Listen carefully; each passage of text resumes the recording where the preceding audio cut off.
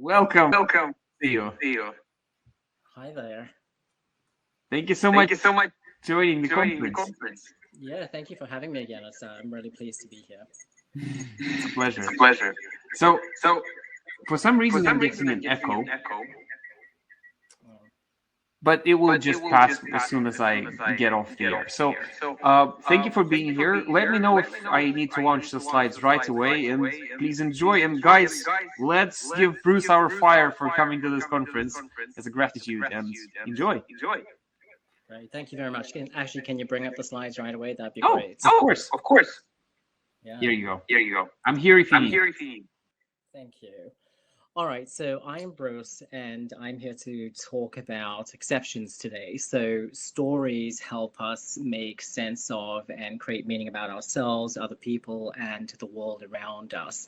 And leaders can often get stuck in those stories. Sometimes those stories invite them to, live and work in ways that where they can thrive, and other times they simply get stuck in maladaptive or toxic stories and cycles.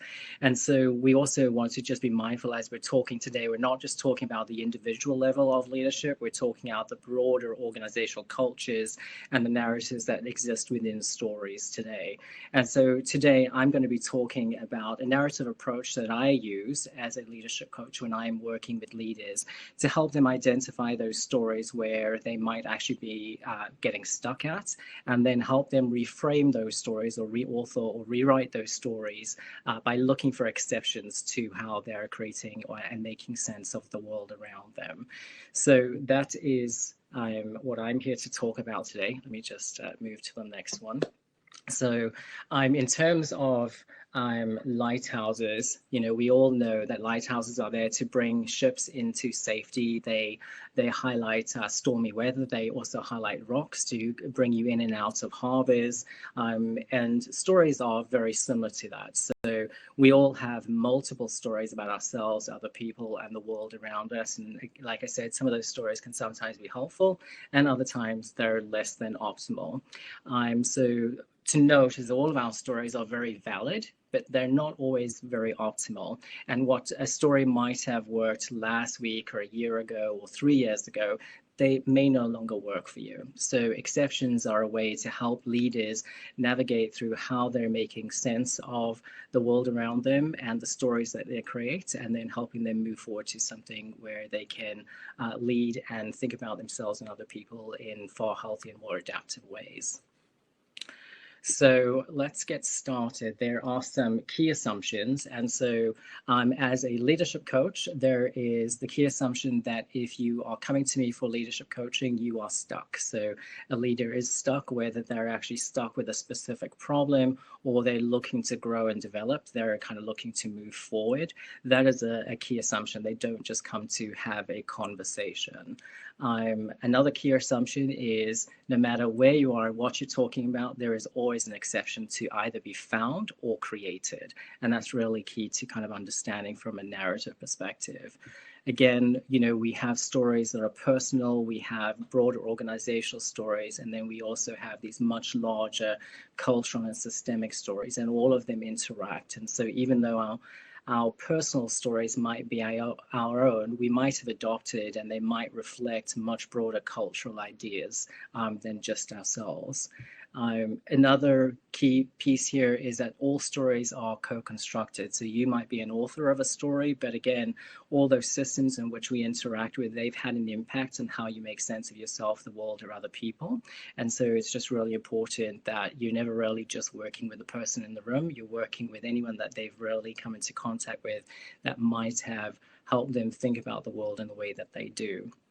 And we also just need to be mindful that every story performs a function.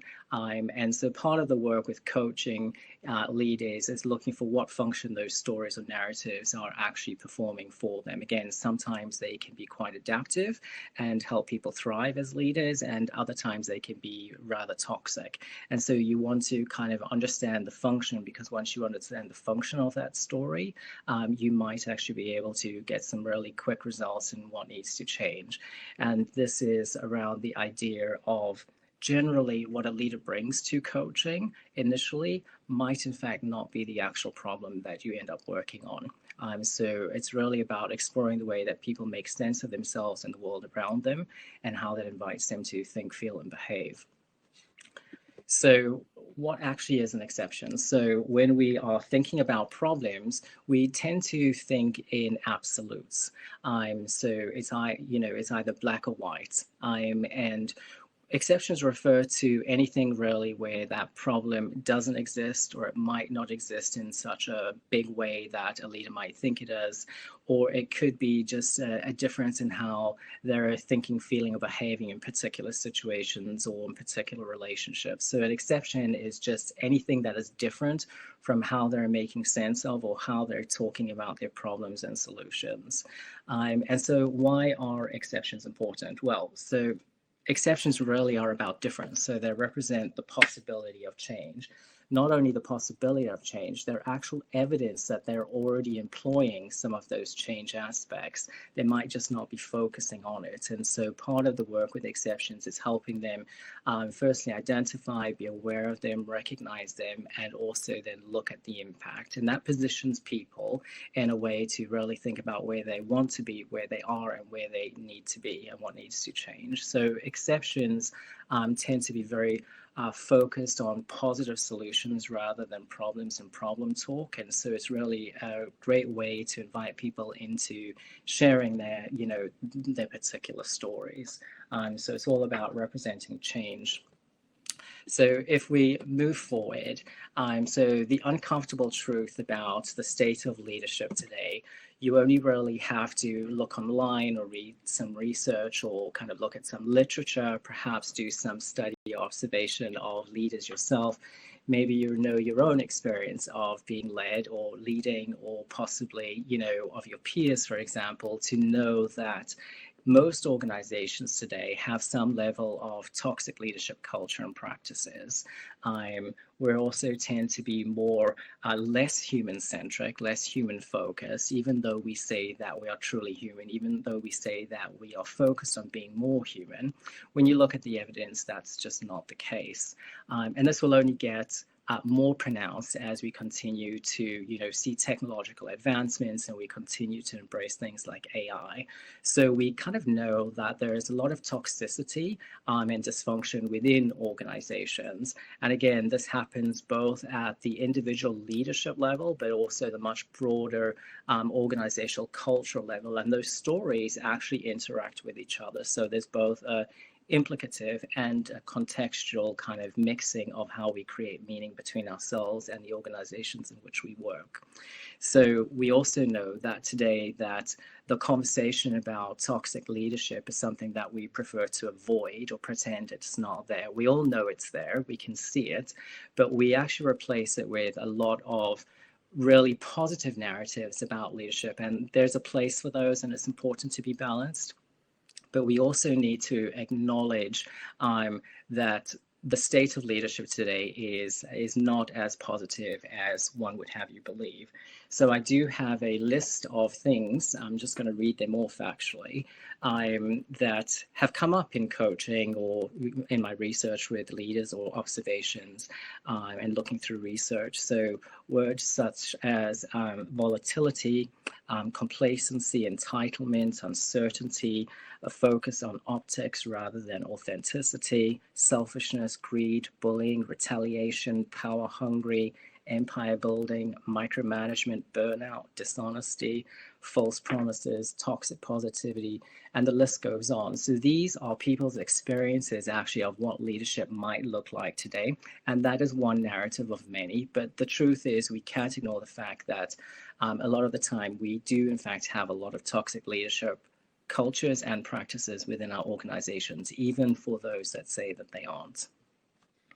So with that in mind, when we are looking for exceptions, what we're really doing is we are trying to explore and identify those states from that's different. So we want to move someone from dysfunction to adaptive, and this can be both, again, at the individual leadership level, but also the team level or broader organizational culture level.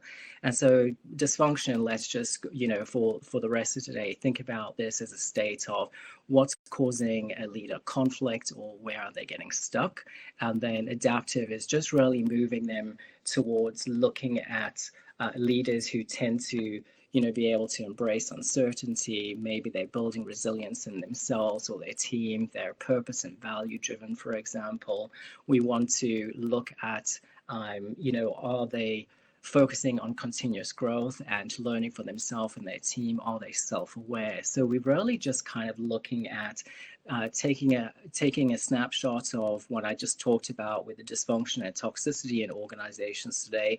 We're looking for exceptions to that and how leaders talk about themselves, other people, and the world around them when they come to coaching. And through those exceptions, we might actually move to something more where leaders are thriving and more adaptive. So similar to what I talked about earlier, let's look at some examples of what that might actually look like.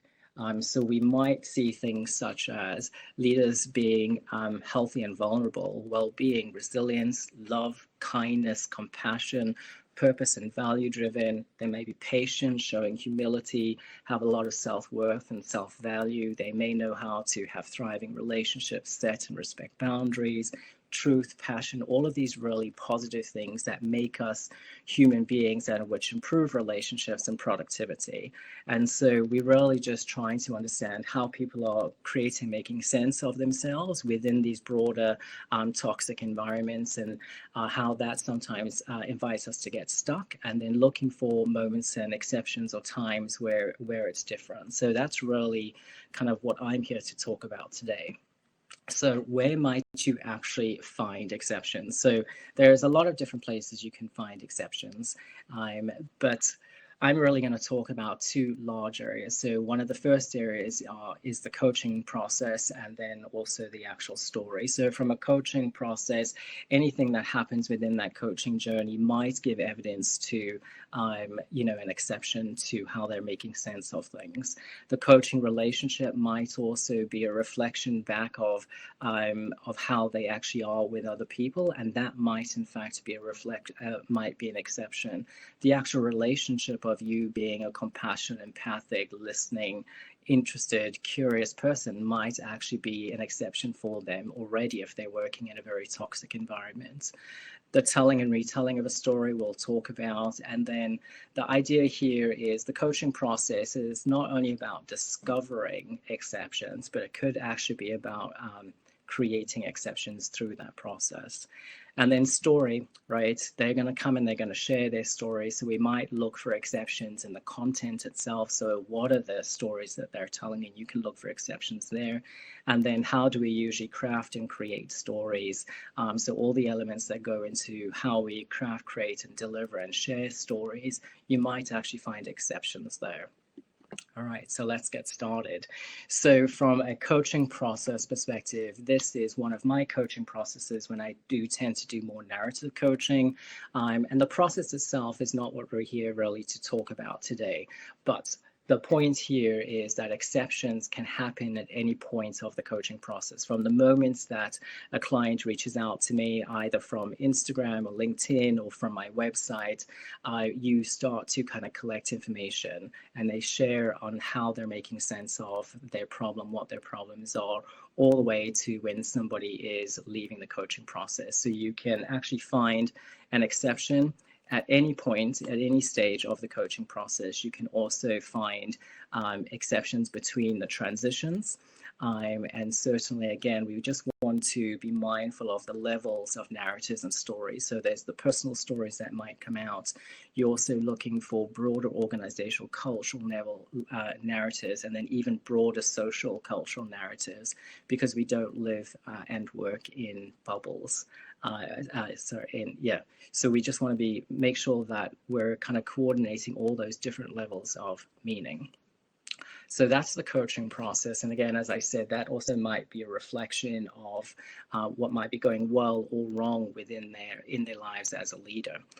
You can also then look for exceptions in their actual story. So this becomes very much around how are they creating their story? How are they making sense of themselves, the world around them, for example? And you can start to look for the rules by which they create their meaning. So in their stories, they might start to share things such as their belief systems or their values, or maybe some of the assumptions that they make, maybe some of the expectations they have for themselves or others, or expectations others have for them, and how that creates meaning for them, how they define themselves, other people, or how they make sense of the world around them. So we can look at rules. We can also look at things such as how they're perceiving the world around them. So really, what biases, what kind of lenses or filters are they using when they're receiving information, and how might that be coloring their experience? So for example, are they using a bias, a lens that kind of filters information in absolute? So it can only be this way. It's either this or it's that. It could be a bias towards negativity, so they only focus, on the negatives. It could be that they are overgeneralizing and missing information. It could be that some of their lenses could be about, I guess, ignoring and discounting the positives. So in the way that they talk about their story and they're talking about your story, you're going to kind of notice that they're using some sort of filters in how they are processing information, making sense of things. And then in terms of levels of meaning, again, I've talked about, the individual, the organizational, the broader cultural level. And so there's multiple systems or bubbles in which we actually work. We don't live in vacuums. And so each one of those levels we will have an impact on, and each one of those systems will have an impact on how we think about ourselves, the world, and other people around us. And so we want to just understand whose narratives, whose voices, where are these stories coming from. We do tend to adopt a lot of stories, and some stories impinge on how we make sense of ourselves. So again, really important to, you're not just working with the person in the room, you're trying to understand all these levels of where and how they make sense of their world. And then you can also look at how they're conceptualizing problems. And so some leaders tend to focus only on problems. Some leaders tend to focus only on solutions. Some leaders tend to be pretty balanced. They look at problems and they try to solve them.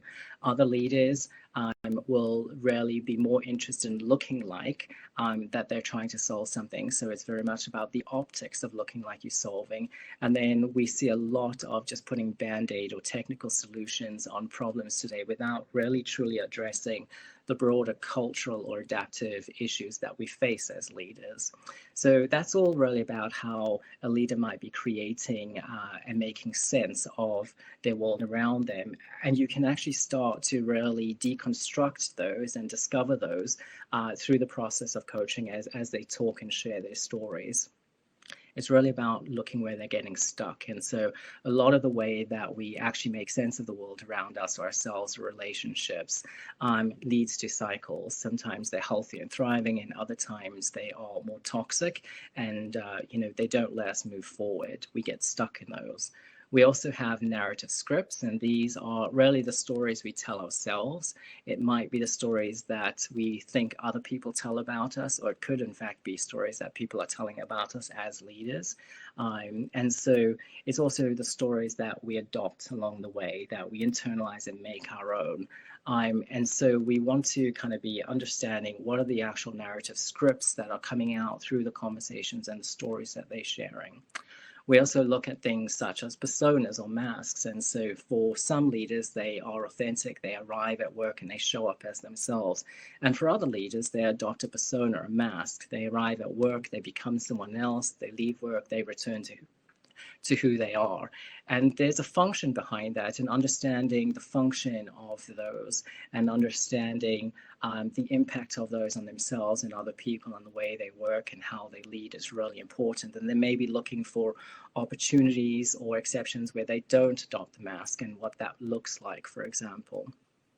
And then obviously we can look at dominant and subjugated narratives. So dominant narratives, we all prescribe to our own dominant narratives, things that, align to our values, our core beliefs, or, our organizations in which we work. And they tend to have a very dominant and heavy presence in how we talk and experience the world. But there's an exception to everything. So there are other stories. Some might be hidden, some might just be there, but not be as a neon flashing light, and they're subjugated.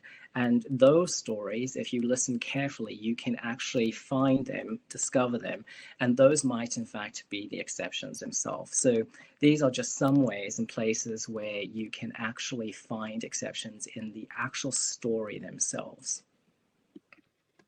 So let's move on to finding exceptions in the story elements. So again, from a story perspective, we all know some of the elements that go into creating, crafting, and sharing stories. And any one of these you can actually find exceptions in. So you might be looking for what are the emerging trends or patterns or themes, and where are some information that you might think would have been a theme but isn't, or maybe there are other themes that you're noticing that they aren't noticing. How are they using voice? Whose voices are dominant, whose voices are silent, whose voices are missing, for example. These can all be parts of exception. You want to look at how they are positioning themselves in relationships to other people and look where that happens consistently and maybe where that's different, and explore those exceptions. How do they position people, or how do they position themselves in terms of location or places or particular things? Everything plays a function and creates meaning. And so it's worth kind of trying to explore and understand those pieces from how they're creating their story elements, because you can always look for exceptions for those too. A very obvious one sometimes is archetypes. So a leader might adopt a more pessimistic archetypes and call themselves a villain, for example, and say that everybody else is the hero. Sometimes they say they're the hero and everyone else is the villain. It's important to understand the archetypes of what they're ascribing to themselves as well as to other people, but also to look for exceptions to that. So if you're a villain, for example, and you see yourself as a villainous leader, where are some times and examples where you might actually be more compassionate or thoughtful or reflective or understanding? And then we know language plays a very important part in how we create meaning. And so what language are they using? Is it positive? Is it mixed? Is it negative? Is it critical, for example? Is it empowering? And you want to start to look at the difference of those. So if someone tends to be very negative or critical in their language, you're going to start to look for more of the positive, more compassionate language that they might be using, for example. And then we all know that in Western societies, most stories revolve around a conflict. So here you just, how are they conceptualizing their problem? Where does the problem arise? Is it the only thing they're talking about? How they define their problem or their challenge, or where they're getting stuck, they already have potential solutions in mind. And so you want to be thinking about how they're making sense of their problems, because sometimes if the problem is not the actual problem, they're going to be throwing solutions at it which are not going to deal with the actual underlying issues. And then story structure and organization, again, just how do they share that? How have they put all their thoughts and ideas and all this meaning together in a package? Is it straightforward? Is it consistent? Is it tangential and all over the place? And how is that different from how they might say they are, or how does it confirm that, for example? So these are just some areas where you can actually look at kind of story elements. So when it comes to interventions, what we're really looking at is looking for any of those areas where it is different to how they have said they are thinking about themselves, the world, or the other, or how they are conceptualizing their problems. So one of my favorite pieces are really questioning. And so I hear a lot of people talk about don't ask closed questions, only ask open questions. But from a narrative and an exception perspective, you want to be asking a whole range of types of questions. So for example, you want to be asking questions that already assume that intervention exists. right? So you're not asking if it exists, you're saying where does it exist? You also want to look at questions that might place their experiences as being normal or typical of what you would already expect in that particular situation. That becomes an exception. You might ask questions that are inviting deep reflection, which is, what might that tell you about who you are as a leader? You might look at questions that explore what would it be like if the problem didn't exist? So here you are creating exceptions through your questions. You might look at questions that externalize the problem. So, if people have internalized the problem as that they are somehow the issue, you want to kind of ask questions which kind of suggest them thinking about the problem as being something external to themselves. You want to ask questions that are circular in nature. So this are questions that helps them think about linking, their current state to how they might be thinking, feeling, and behaving. So very circular in nature. Other questions are questions that might break repetitive patterns. You could be looking at questions that rarely are linking time. So, in the past, where did the problem start? How did you think about the problem then? How has that changed from today? And then how would you expect it or would like it to change in the future? So here you're actually exploring a lot of different exceptions based on the timeline and their perception of that. You might be looking at solutions, questions that focus on solutions. Again, they might be talking in very problem-oriented talk, and your questions all need to be focused on exceptions and the solutions.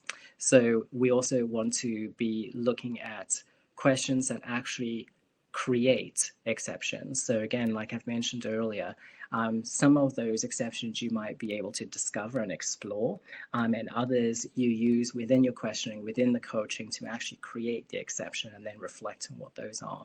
So questioning can be a very powerful way to shift people. And again, intervention is not something that happens at the end. It happens right from the moment that they reach out to you to the moment that they leave. The telling and retelling of stories is very important because, again, it gives you a timeline of how that might change. It might also reflect changes that are happening in their current world or their organization at the time and how that's shifting the way they're making sense of things. That is an exception. It could also be about what's happening in coaching that might be changing that. It could just be a natural when we tell our stories over and over and over again, we do tend to change things. What's the point here is you want to really stop and punctuate those moments that you've noticed a change, explore what that means for them, and look at kind of how has that changed, why has that changed, what does that mean, and maybe what needs to change further. So it's really just understanding in the telling and retelling and reauthoring of stories. We never tell the same story twice. There'll always be something different about it. Relational reflexivity is getting them to really think about what it is like for the people they lead or their organizations or their own leaders when they are thinking, feeling, or behaving in this way, the impact that their stories have on other people, and really getting them to, again, externalize that and see what it must be like for other people. You'll find quite a lot of exceptions when people start to think about themselves through someone else's eyes. Field research, for example, it might very much be about, kind of testing and challenging some of those narratives or personal scripts that you hear in coaching. And that's asking a leader to go back to the team or organization and asking people their experience of them, or when something goes wrong, what does the leader do good, or how do they respond? So you're really helping a leader kind of get a lot more information, get it out of their head, and then you can explore what that means. Even if you get some negatives back, you would also expect to find a lot more positives. And regardless of what you get back from the field research, you can actually work with and continue to kind of look for exceptions. And then written artifacts are some of my favorites. So, the first written artifact really would be journaling. And this, again, can happen before you start work or throughout work. And it's really about a helpful way for them to firstly externalize their stories. But once it's written down, it's very easy to, again, maybe look for some of those dominant narratives or some of those themes that are happening, for example. You might also start to be very clear on where some of the exceptions are. So journaling is really helpful in not only identifying, where people are getting stuck, but also what the potential kind of exceptions and solutions are, but it's also the process of getting it out of your head and seeing it in writing. So again, externalizing it. And then another written one that I like is getting people, leaders, to write letters to themselves. So either future focus, what it is that you want to see yourself as a leader in, say, 5 years' time. How would this challenge of yours look? How would it have changed? You're creating exceptions. You could also get them to write a letter from their future leadership self and say how things have changed. And again, that's just creating exceptions. So it's worth kind of getting them to write self letters. I find two other types of letters are helpful. Progress letters is at some point halfway through maybe your coaching, you get them to reflect and write themselves a letter about their journey so far, what they've learned, what's changed for them, what the impact of that is, and also identify what now, do they want to continue to work on. Because again, once you start to recognize your patterns and ways of creating, you might actually end up changing what your challenge was in the first place. And then finally, it's a letter that I write to leaders, and I don't write this to all leaders. It depends on the particular leader or situation or piece of work that we're working on. But again, it's just outlining the progress and the journey of how we started, what the challenges were, how those have changed, the things that we've learned together, what they've done, and reflecting on the impact that they've said that that's had. But it's also an opportunity to gently get them to further that work by saying, in the future, what is it that you might want to work on, or what else needs to happen in these areas, for example. So those are kind of written artifacts. And again, written artifacts are really good because they highlight where the cycles and challenges and where people get stuck and how they make sense of the world. But they also actually act as story artifacts that people can refer back to them and, refresh themselves on what were the learning insights. We don't tend to just move forward. Sometimes we have to go back and revisit some stuff, and it's a helpful artifact.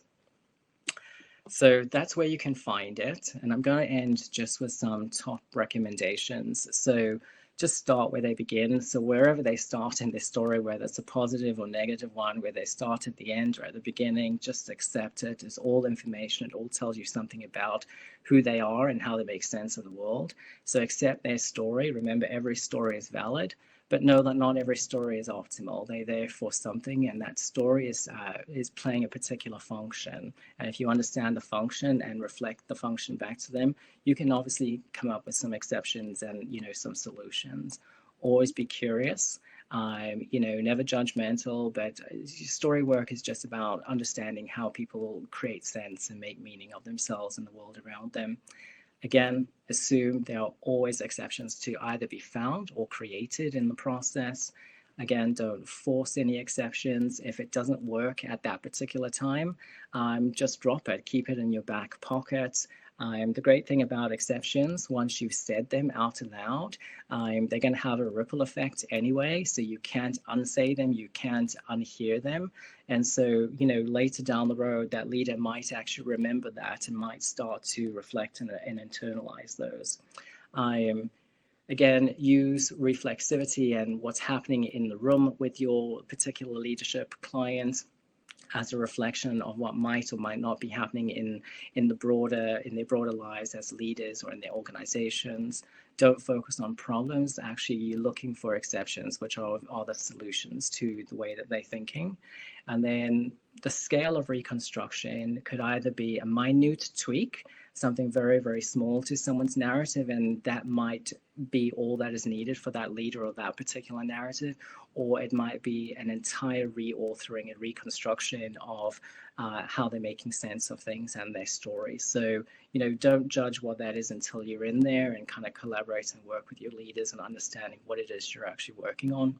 be intentional. Here, I would say everything that happens in narrative leadership coaching performs a function or an intervention. So be very intentional about the types of questions you ask, because they're all designed to either address an exception, find an exception, or push people towards change. Choose your exceptions. You might actually find hundreds of exceptions, and you need to test and prioritize those and find the right time to use some of them. You might not be able to use all of them, and it might be an opportunity to check back with your leadership client about, is there a reprioritization or a refocus of what they want to work on now that this work has been uncovered. And again, our stories are our individual stories, but they are definitely impacted by a broader narratives in our teams, our organizations, and cultures. So really, when it comes to working with leaders and working in toxic environments, we want to move people to healthy environments where people thrive, where leaders are thriving. And part of that is understanding how they make sense of themselves, the world, and other people, and how that sense making comes out in how they talk about themselves, people, and the world, and their stories. And some of those stories can get stuck. And so exceptions are very much like the lights from the lighthouse that kind of navigates the path of where people are getting stuck so they can move on into a safe journey. So that's the end of my talk.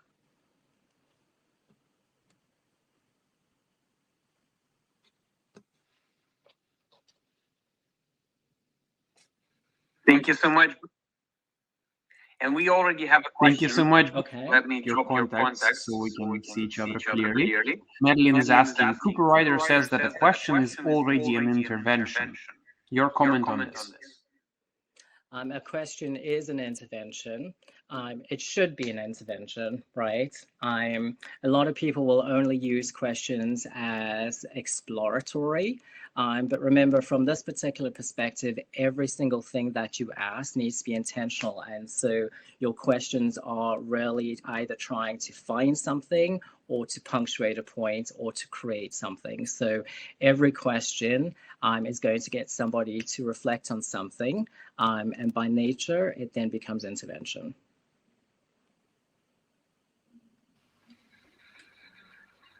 Awesome. And yeah, I'm still echoing. So may I turn your microphone off while I phrase the question? So, and then just turn it back on, please. I have a question from practice. Maybe it will sound a bit basic, but I'll have a go. So in toxic environments, I often have people, especially leaders, saying to me, our employees are irresponsible or inattentive or not customer focused. How can we make them be this? And an obvious way for me is to see the exception. But what are some ways I can help them see that there are exceptions without them being any kind of narrative experts or, etc.? Wow. Okay. Yeah. So, I think, first of all, sorry, my dog is about to start howling. So, there's multiple ways to do it, right? You could just be very direct and kind of say, are there other things that are important, or just explore directly what it is that you are expecting from them, and are those realistic, right? Where do those expectations come from? So you're being very direct in those conversations. The other one is the way that they're talking about, they're using labels as irresponsible. They're, those types of things. And those are story fragments, right? When we hear a word irresponsible, it's already encoded with meaning. And so most of us are going to already be like, oh, what does that mean? And so I think it's about challenging bravely and courageously, are people actually irresponsible? Or what else might it be, right? So it could be, are they irresponsible, or have we set them up for success, or where are the barriers, or what will help them get there, right? So it's not about, you're moving away from this label, this narrative script, this way of encoding meaning, and saying, what else is it, right? And even if they might be irresponsible, but I'm curious, what else do you think could be going on for them? And you could pose. It could be that we haven't given them the right equipment. It could be that maybe that customer is really difficult. Maybe we need a plan. Maybe we need to train people. What supports are we giving? So it's about kind of taking that curious approach and posing that it could be something else. And you're doing it in a relatively direct way, right? It could be irresponsible, but it could also be something else. I'm curious what those things could be, right? So you directly address their narratives, which is, again, if a leader is calling someone irresponsible, that could reflect who they are as a leader, right? It could also reflect a much broader toxic organizational culture of how they define people who work for them, right? So I guess when you're asking those questions, you are doing a lot more from the background thinking what might actually be going on from here, right? Mm-hmm. Totally agree on this one. That's good. So, and again, just as you explained in the talk, you're assuming that there is some positive side to it, and you're working from this assumption. So, basically, this living the story of that there is a positive side to it really helps. Awesome. All right, Bruce, we still have some time for me to ask you the traditional question, and then we'll be moving forward. So it goes like this, and I probably you've heard it if you came online before. So a lighthouse, all by itself, can guide us from wherever the danger is, but a chain of lighthouses can make the waters safe and guide us away from the danger overall. So, what story would you like not one person to tell, but more people to tell, so we can live in a brighter world? And don't forget the mic. Yeah, I love this. Wow, there's so many stories to pick from. But because I talked about toxic culture and leadership, and that's kind of my thing, I'm going to say that we need to normalize the conversations about the toxicity in which we work and which we simply accept or ignore, right? And what happens is there are usually one or two very brave people that might say that, and the messenger always gets shot. The more voices that join that conversation and share their stories of leadership or of toxic organizations will put more impetus and pressure on leaders and organizations to acknowledge toxicity, because at the moment we avoid it. And if people talk about it, we do what systems do. They blame the person talking about it rather than acknowledging and accountability. So I think the more voices that we normalize and having the conversation that when leaders get wrong, the impact of that and how we can solve for that, I think is really important. Right now, it's a handful of lone people that are brave enough to do that, and they usually take the fall for that. So the more people speak and the more voices that are heard about that, the more dominant those stories will be. So I think it's not about getting rid of the positive parts of leaders, because there's a lot of great things that happen with leaders and leadership. It's about balancing the conversation, because if we're only looking at positive, that in itself is toxic. So more people, more voices, more stories about, hey, I had a really bad week as a leader and I acted really poorly. Or, hey, you seem like you're having a really bad week and I'm feeling it as your employee. Or when people leave an organization, being allowed to share those stories freely, so we can let other people know what it's like to work for an organization or a leader, for example, and just get the conversation going. I can already see that this kind of story speaks to the crowd because the fire is burning bright. So thank you. That's a great idea to normalize it. And thank you once again for being here today. And I know you'll be with us in the panel, so I'm not saying goodbye. Please stay and enjoy the talks between this time and the panel. And thank you so much.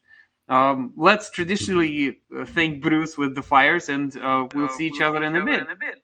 Great. Thank you very much, Artem, for having me, and thanks, everybody. Have a good rest of your day, evening. Thank you so much.